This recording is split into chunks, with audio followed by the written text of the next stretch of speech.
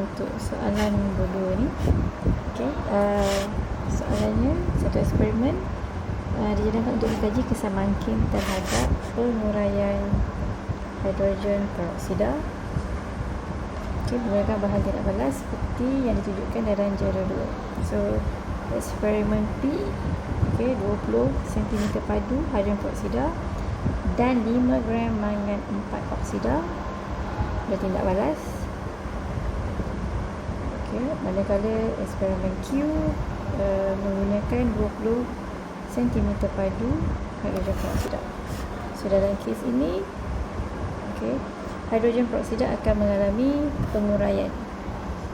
So soalan pertama, tulis persamaan kimia bagi penguraian hidrogen peroksida. So hidrogen peroksida formula dia H2O2 mengalami penguraian. Okay,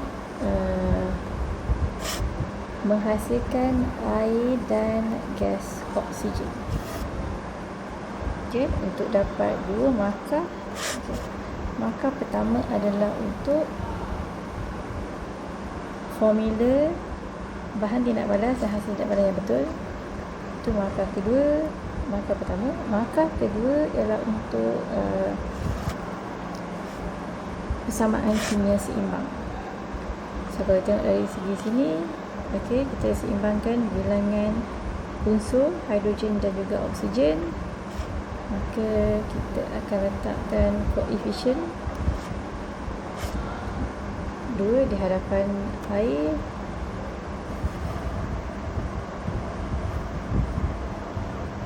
okay, dan 2 di hadapan hidrogen peroksida. So markah kedua ialah untuk persamaan seimbang. Okay. Seterusnya soalan B, lakarkan graf bagi isi padu gas yang terhasil melawan masa bagi bandingan tindak balas. Baik, kita tengok balik jadual 2. Okay, eksperimen P menggunakan hidrogen peroksida dan juga mangan 4 oksida. So dalam kes ini, mangan 4 oksida bertindak sebagai mangkin. So mangkin akan meningkatkan kadar tindak balas.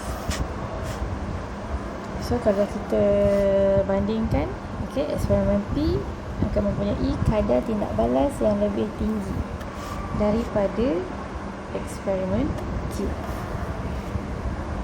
Okay, so bila kita nak lakarkan graf, okay, lakarkan graf, markah dia 2 markah. So di mana kita perlu dapatkan markah untuk lakaran graf. Okay, keep in your mind, mungkin hanya meningkatkan kadar tindak balas tanpa mengubah kuantiti bahan atau hasil tindak balas. Maknanya, okay, untuk graf ini kita perlu lakarkan graf isi padu gas melawan masa. So isi padu gas akan menjadi axis Y. Ini ialah isi padu gas. Okay, mesti berserta unit. Kemudian axis X ialah masa. Dalam kes ini masa tidak diberikan, maka kita boleh pakai dalam masa saat atau minit. Okay, so untuk lakaran graf, okay, eksperimen P dan Q. So eksperimen P mempunyai kadar tindak balas lebih tinggi berbanding eksperimen Q. Okay, so kita boleh buat macam ni lah. Okay, so ini Dan sila pastikan it's a curve. Okay, dan bukan tajam. So this will be experiment Q. Okay, eksperimen P dan Q mesti mempunyai, okay,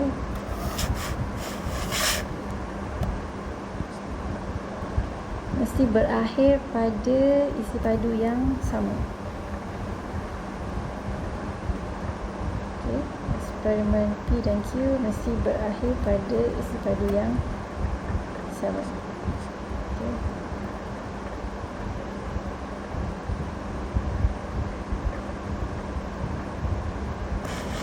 Okay, so katakanlah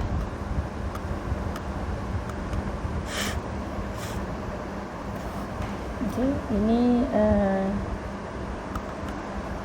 V1. Okay, so ini adalah untuk P dan ini untuk tindak balas Q. Okay, macam mana kita tahu macam mana kita nak tunjukkan P mempunyai kadar tindak balas yang lebih tinggi? So graf, okay, graf pada P itu mesti lebih tegak. Okay, mesti lebih tegak ataupun menghampiri faksi Y. So itu menunjukkan kadar tindak balas yang lebih tinggi. So kalau graf itu menghampiri faksi X, so dia menunjukkan tindak balas lebih rendah. Dan macam mana kita nak tahu, okay, isi padu yang terhasil itu ataupun kuantiti produk yang terhasil itu adalah sama atau tidak? Kita boleh tengok kepada bilangan mol. Okay, boleh refer kepada bilangan mol. Okay, so contohnya, okay, dekat hidrogen peroksida kita hanya ada isi padu. So kalau kita anggap kemolarannya adalah sama, maka kita boleh mengira bilangan mol untuk hidrogen peroksida. So ia akan memberikan bilangan mol yang sama. So maksudnya isi padu gas yang terhasil juga pun sama. Okay, so markah pertama ialah bila kita melukis, okay, Y axis dan X axis berserta label dan unit. Itu markah pertama. Markah kedua, okay, bentuk graf yang betul dan juga labeling. Itu markah kedua. Kemudian kita bergerak ke soalan seterusnya. Okay, terangkan bagaimana mangan 4 oksida mempengaruhi penguraian hidrogen peroksida. Maka soalan dia terangkan. Bila terangkan untuk dapat 2 markah, okay, jawapan anda perlulah mempunyai menyatakan sebab dan akibat. Okay, so sebabnya, okay, mangan 4 oksida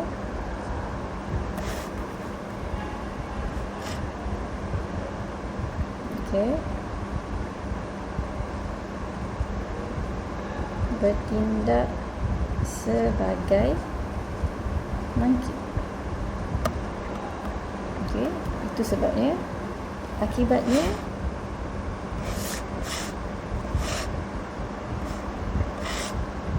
okay, meningkatkan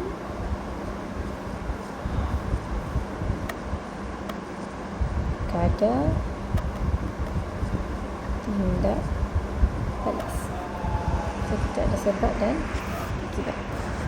Okay, soalan seterusnya, cadangkan 2 kaedah lain. Okay, so kalau soalan minta 2, bermarkah lah. So jangan bagi lebih, bagi 2 saja.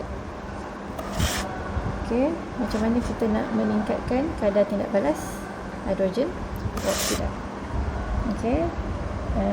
Nombor 1 sebab kaedah. Okey.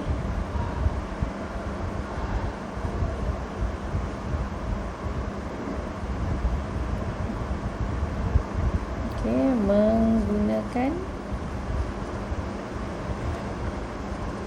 suhu larutan hidrogen peroksida yang lebih tinggi.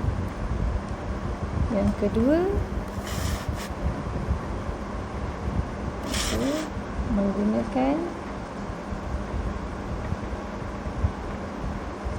kepekatan larutan hidrogen peroksida yang lebih tinggi. Okay, so 1 menggunakan faktor suhu, 2 menggunakan kepekatan larutan.